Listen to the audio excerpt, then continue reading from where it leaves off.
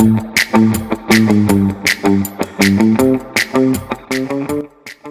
to the New England and New York Real Estate Journal podcast. I'm your host, Rick Kaplan. My guest today is Jonathan Garland, and he is with JGE Architecture and Design and JGE Development LLC. Jonathan, how are you? Good, Rick. How are you? I'm great, thank you. So, Jonathan, tell me a little bit about the future. Tell me a little bit about your journey to get where you are today. I mean, it would be great if you could tell me the future too, but that's another time. Yeah. Thanks, Rick. Thanks for this time this morning. The journey for me in architecture and design started, believe it or not, when I was about 8 years old. Working, really just with Legos and playing with blocks and spending a lot of time in the back seat of my dad's car, looking out of the window at various skyscrapers and buildings around town.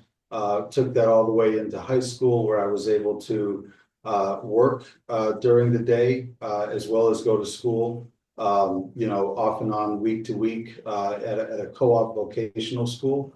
And then I also took that into college at the Boston Architectural College, where I got a lot of hands-on training, which folks in the design industry locally know well. The BAC really knows how to bring that passion out of you, both with evening classes and working full-time during the day. And then that really launched my career forward to working at some of the more notable firms in the Boston area, as well as in New York City, before launching my own practice. And that's on the architecture side. And then recently, we've also spun off on a real estate development practice, which is really interesting when the two businesses work together.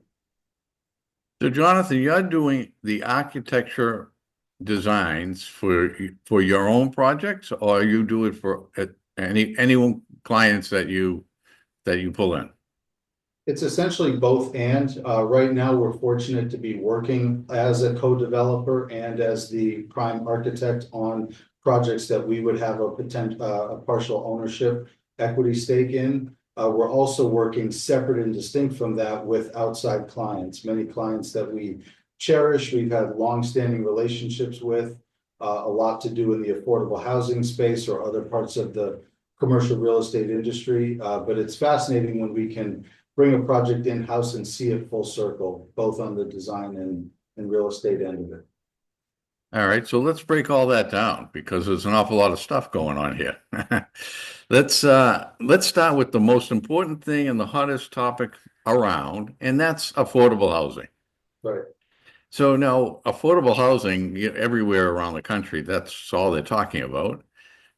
So where are some of these development projects that you're working on? Are they the affordable projects you're working through? You hit the nail on the head, Rick. All of the projects that we are developing right now, or in the position of co-developing, are affordable housing projects right here locally in the city of Boston. Our mission statement is architects and developers with a social responsibility to build equitably, sustainably, and contextually. And what that means is that we're not out selling services looking for a need. We're out looking to solve the crisis that's before us, which right now is affordable housing.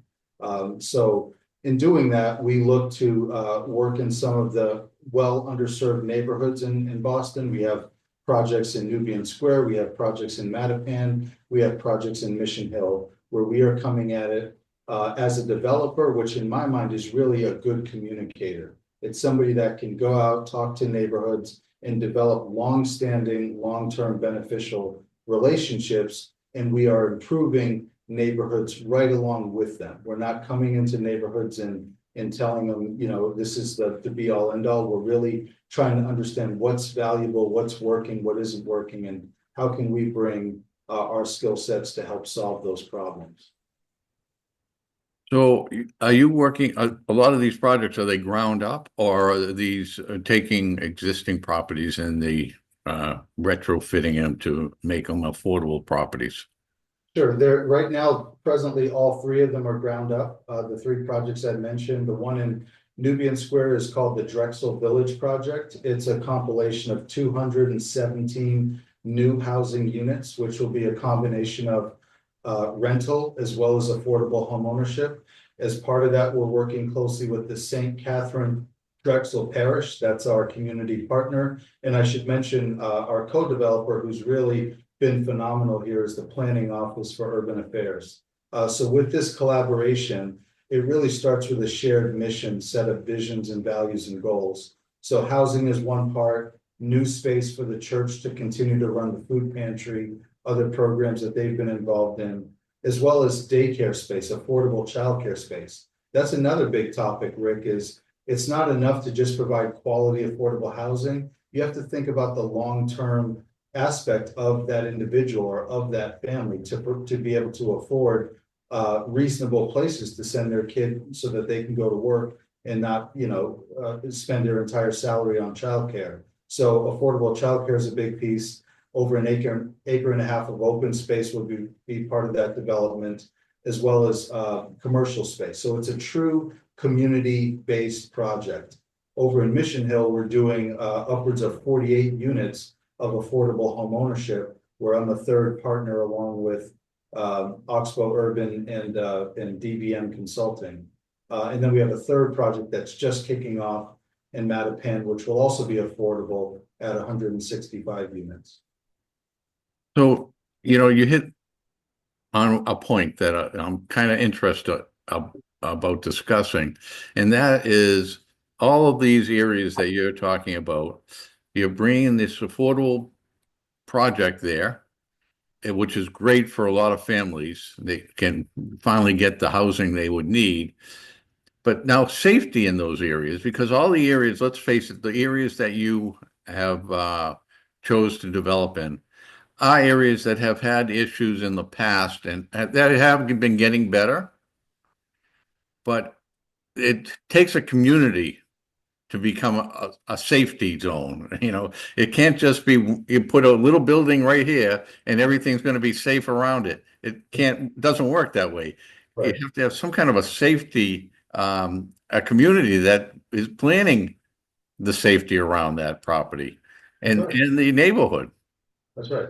Yeah, I mean, it's interesting. It's one of those things that when you really think about it, it does play on your psyche, because the threat with a lot of these projects, not all three of them, but at least two of them, they are on currently underutilized, what you would call vacant, overgrown lots.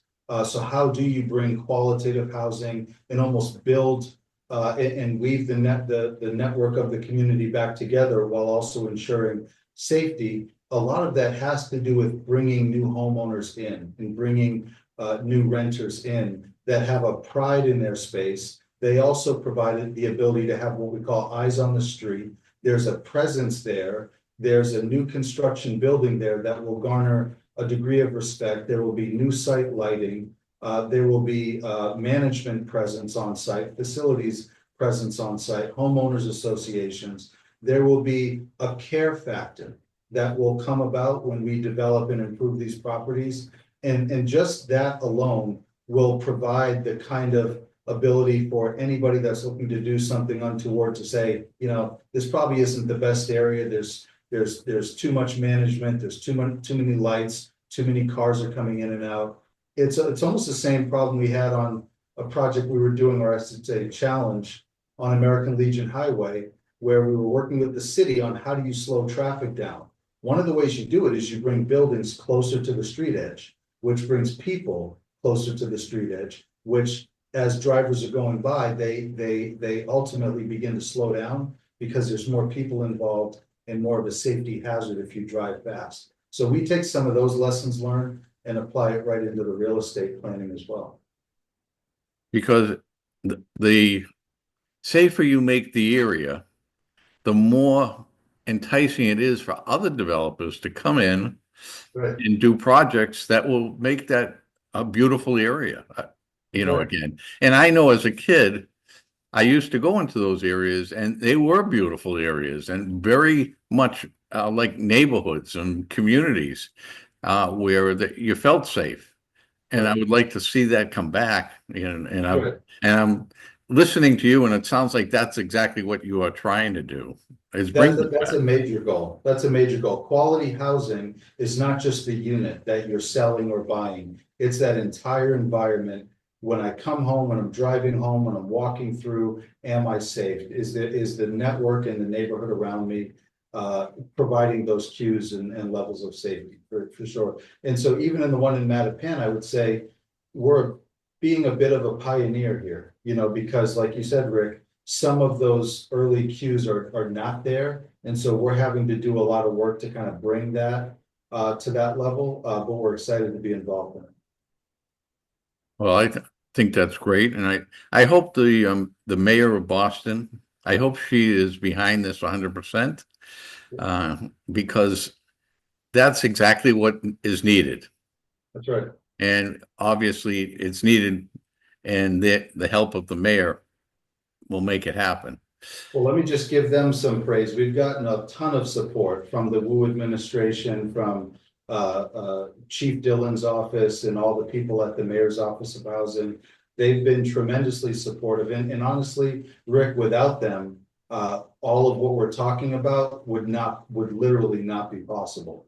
They in many ways are the visionary, and we just try to work alongside them and carry this out because it's meaningful work. Well, that's great to hear.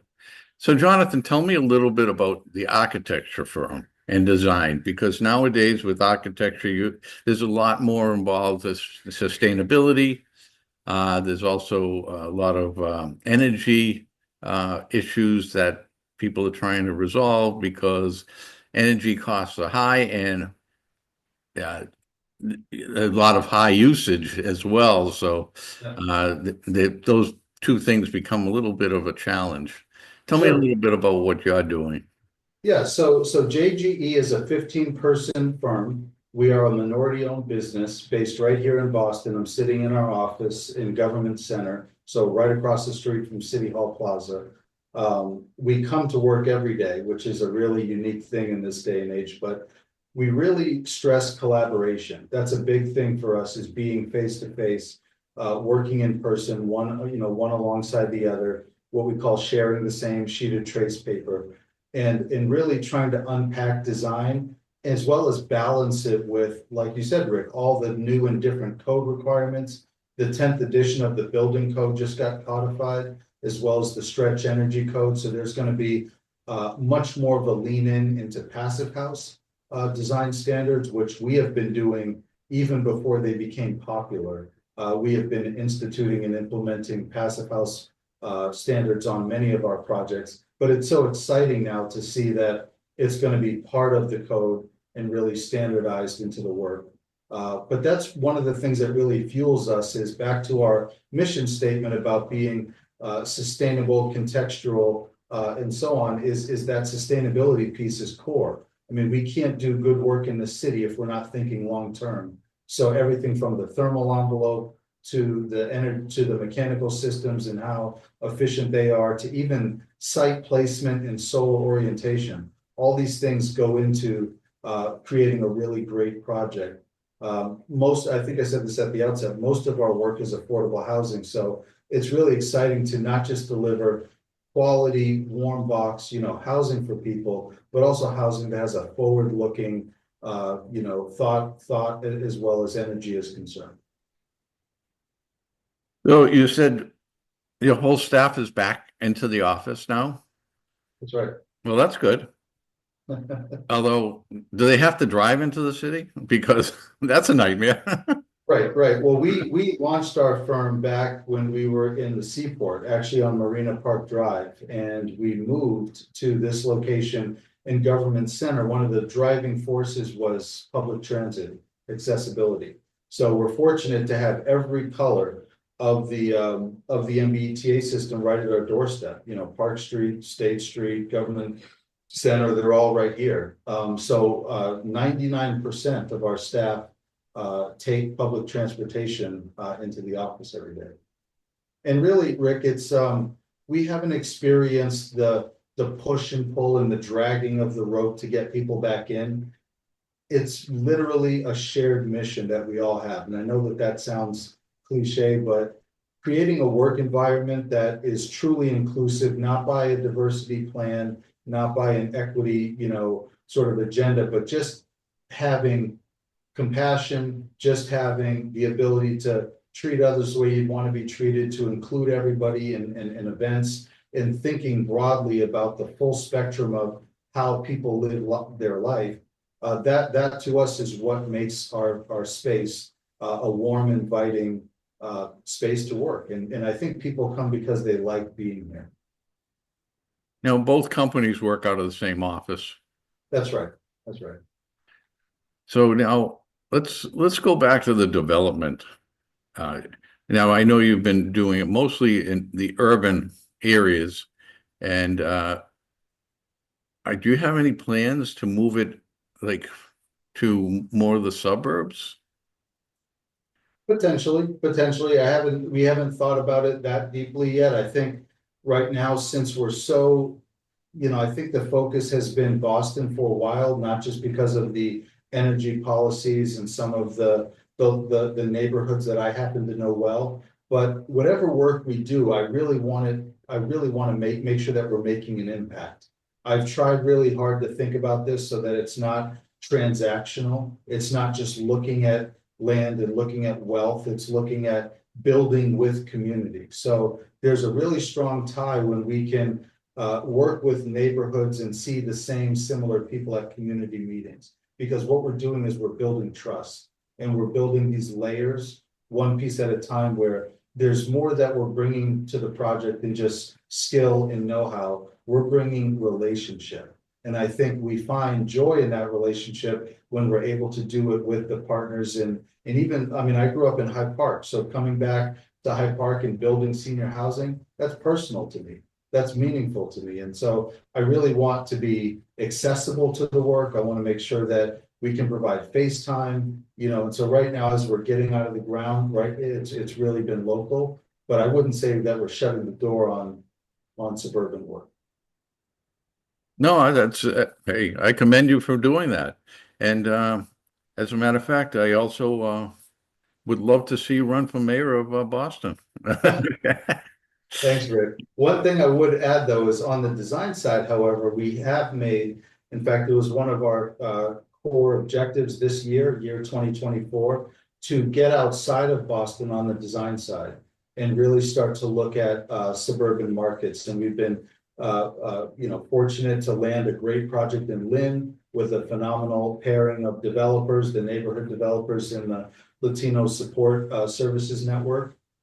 And it's going to bring new affordable housing to the city of Lynn. We also just landed something in Worcester that we're excited about. So that is baked into our mission, is to continue to broaden it out and branch out on design. But as far as development, because it's so relationship based, we want to kind of keep it local and make sure that our impact is felt. So you always do your projects with other partners? On development, yes, that's correct. And so do you always have the same partners, or do you go out and you try to find like you said, Worcester? Would you try to find a partner out in the Worcester area that you would work with?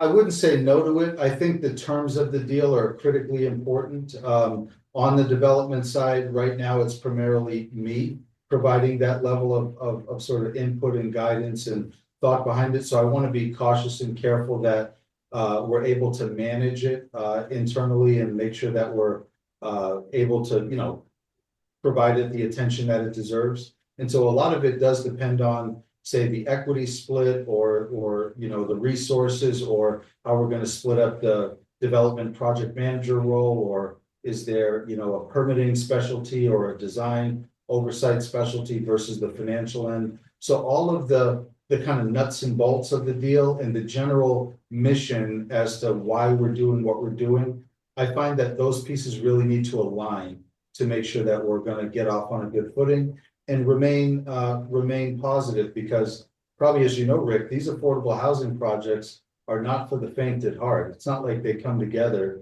in 8 to 10 to 12 months. I mean, you're going to be in this for a couple of years. So I think the relationship, although it's an arranged marriage, you want to make sure you're enjoying it along the way. Now, I'm trying to picture in my head uh, some future projects that might make sense because when you talk about the urban areas, would it make sense to do like what we've done in some of the suburbs, work, live, and play type of thing?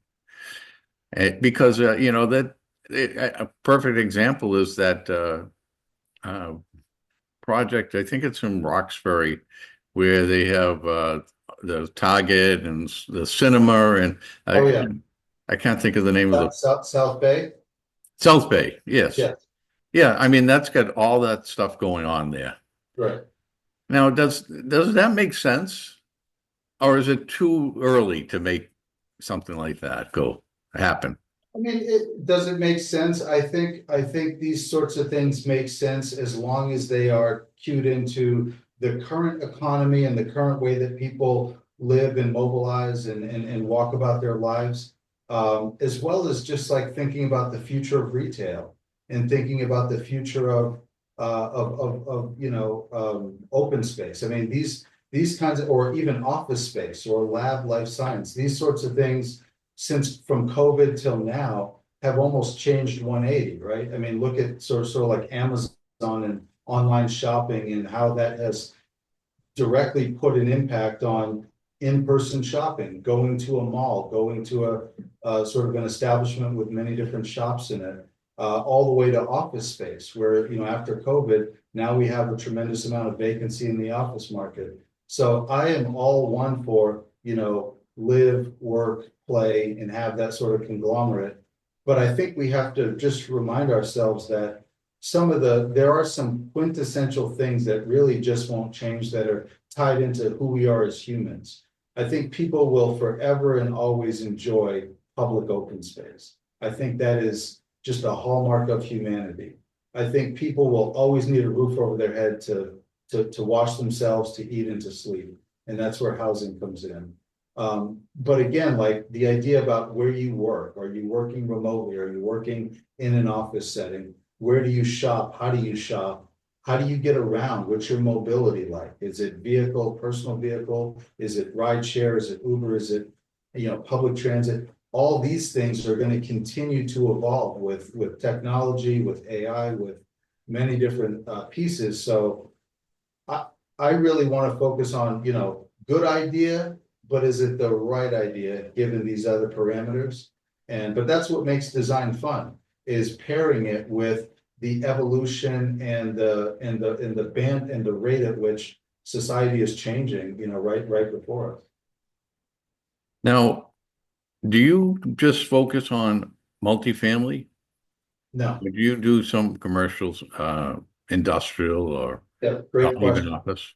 Great question. So I would say a strong 85% of our work is multifamily, ranging from high-end luxury condos all the way to deeply income restricted affordable housing. We can run the gamut throughout there. But we also just completed a project in partnership with Lears Weinzapfel out at Williams College, which is the Davis Center for multicultural. It's a multicultural student center on campus out at Williams. Phenomenal project, came out beautifully. Just went by and did the ribbon cutting with the whole school community. We're currently working alongside SMMA architects on the Roxbury Prep High School, which is under construction right now in Roxbury. If you go by Clifford Playground, right by South Bay, almost in the Newmarket area, that's under construction. And then we'll do our host of office fit outs and sort of core and shell work. We also have an interior design studio that gets involved in other work separate and distinct from housing, and is also into hospitality, into retail, and into office. So we try to stay pretty well tapped in to the what I would call broader net of commercial real estate development, but probably excluding hospitals, parking structures, things that are just clearly outside of our genre. And that's also strategic because you just never know where the market's going to go. There might be a boom in lab and life science and a downturn in housing. So you never want to be over leveraged on one versus the other. Now, this is a question I ask everyone because the office market has had issues that there's a lot of vacancy. I know in New York, a lot of developers and even architects are working on new designs for interior office buildings to convert to or retrofit to apartments. Is that something you have looked at or planning or even Absolutely. done? I think adaptive reuse projects, in my mind, are some of the most interesting ways to think about urban space, and even suburban and other spaces, but particularly in urban areas, this idea of adaptive reuse. Think about mill buildings being converted to artist lofts. Just that idea, and being able to expose the brick, being able to expose the wood framing. There's something about that is just, it goes beyond new construction, and it really taps into an inner core of people, because you're able to blend the best of new construction with the nostalgia of what things used to be like. And I think pairing those two is a remarkable fusion. On the office to resi conversion, I'm a big fan of it. I'm a big proponent of it. But it needs to work. So from a development standpoint, you look at one of these buildings, and the first thing you have to do is just understand the overall structure of it, the width, the length of it. Is it going to set itself up for an relatively easier time to convert? Or are you looking at essentially a facade-ectomy, is what we call it, preserving the facade and gutting the middle and rebuilding the core? Once you're doing that, I mean, your development numbers are probably more expensive than a tear down in new construction. So to make it work, you have to have a reasonable upside. You have to have a way out of that deal that you can see clearly, and also have some redundancy and some backup plans if plan A and plan B, for whatever reason, fall through. And so it's really about the size, the shape, the location, the siting, the core structural and programmatic elements of these office buildings, and do they set themselves up reasonably? We know that you're going to end up doing some work, but is it reasonable enough work that justifies we're going to go after this, versus, it'd be a lot easier if we just tore it down and started new. Very interesting. You thought about it quite a bit, huh? Oh yeah, absolutely. And again, I'm a big fan of them. I love them when they can take off, because it shows real creativity and real craftsmanship, especially in Boston. When you look at, I mean, I am such a nerd when it comes to brick detailing and cornice articulation and facade treatments, and just the buildup and layering of buildings, that if you can get one of these beautiful facades and think about, like, you're turning a bank vault sort of lobby into your residential amenity space. I mean, that stuff is just it's gold in my book if you can pull it off. Yeah, I mean, we do have some beautiful architecture that's standing in city of Boston. Right. That it would be a shame to tear it down. And some of it, it's the office spaces, it's not usable anymore. Right. There's not enough tenants for it. It's not. Yeah. And the other thing I like, Rick, is, like, if you just think back, I mean, what does the financial district look like at 5 p.m. on a Saturday? It just looks like the lights are off and they're waiting to come on Monday morning at 7 a.m. Right? Right. Wouldn't it be cool if we could activate what it looks like at 5 p.m. on a Saturday? And now all of a sudden you have some people working in this building, but over here you've got some people living, and you have some shops, and so it's a lot. You're adding more. You're adding a dynamic of humanity that's just not there. And I think that's the infusion that residential purposes bring to what are looked at as like office or financial districts. They can really liven them up. Well, there's nothing more like live, work, and play when you could put an office building of an office building as office and the other part as apartments. Yes. That would be a perfect concept. Yeah. I don't know how many, I know there are some like that. Well, it goes back to even in other parts of the world, the idea of the shop house, which is not in a high rise sort of situation like that, but just the idea that you could live upstairs and come downstairs and operate your shop, the shop house. That idea could be very interesting. That's a model that's, I think, relatively untapped. The co-living model is another one that's relatively untapped, but I was just at the city through Paige Russa and the Innovation Lab at the Innovation Housing Lab had just hosted us and a number of other leaders in the affordable housing space last week. And we were just in a building across from City Hall, spending the whole morning design charretting, pulling out sketches, working alongside developers, running performers, working alongside contractors, estimating numbers, and bankers looking at regulatory pieces to just understand, like, what are some ways that we can tackle and solve the housing crisis? And purposefully, the event was thinking outside the box. Like, okay, we know some of these normal levers. What are some other kind of untapped levers? And that was but it's going to take these kinds of things. And I could see another one on, converting office to residential, but get some of the think tanks in the room and some of the industry leaders, and a lot can come from that. Yeah, I heard, and I'm not sure where it was. It might have been in Michigan, and I'm not sure if it was maybe PayPal or one of those companies that they opened their office in an area where it was kind of run down, and then they built all this housing and offered it to their employees that so it's affordable for their employees, Right. and it's a kind of a benefit for them to work at that company. It is. It is.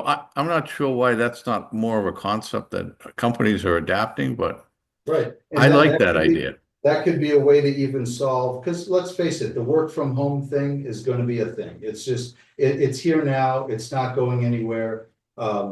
It's what we have to live with. The only difference will be how much of it happens from one company to another. But I think that's a great idea to get to sort of think about how does an employer create an environment where they're getting the best, use of the employees, so to speak, and the employee gets the best use of not having to sit on the highway, and spend time commuting to work, where they can get home to their family faster. But it will take ideas like that to sort of help solve some of these unsolved challenges we have. Well, I think it also helps with, the housing now is more affordable because the company is picking up a big portion of the tab. That's right. And so they don't have to pay, that's part of the pay scale, Yeah, offering some kind of housing. it And, is. I don't know, it's a great concept, I think, but I could be wrong. Hey, let's try it. Jonathan, it's been a pleasure talking with you. I really like to hear what you're doing, and I want to hear more in the future, as it sounds like it's going well. Yes, yeah, thanks, Rick. And just two other things I would mention is stay tuned, even to all the listeners. We have one project that remains near and dear to my heart because it's so interesting, and it's coming online early part of next year. I think February. It's looking to welcome new homeowners, but it's called the Brookley Flats Project in Jamaica Plain. It is 45 units of affordable homeownership. But not only that, it also will be a passive house certified project. It will have stacker parking in the garage.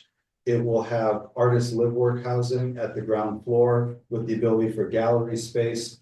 And there's going to be a mural on the exterior of the building where we work closely with the mural coalition through the city. So it's one of these examples of how do you take so much of an agenda and work it into one project efficiently and meeting within, city and state funding regulations. And it's truly exciting. And the second is, please follow our work with the Animal Rescue League in the South End. It's a great project, and we're looking forward to seeing that one come to fruition as well. Jonathan, do you have a website if someone wanted to go to find out more information about your company? Absolutely. jgarlandenterprises.com. jgarlandenterprises.com. Great. Well, it's been a pleasure talking with you, Jonathan. We're talking with Jonathan Garland, and he's with JGE Architecture and Design and JGE Development LLC. Again, thank you for Jonathan for coming on the show. And I'm Rick Kaplan with the NEREJ NYREJ podcast. Until next time. Thank you, Rick. Take care.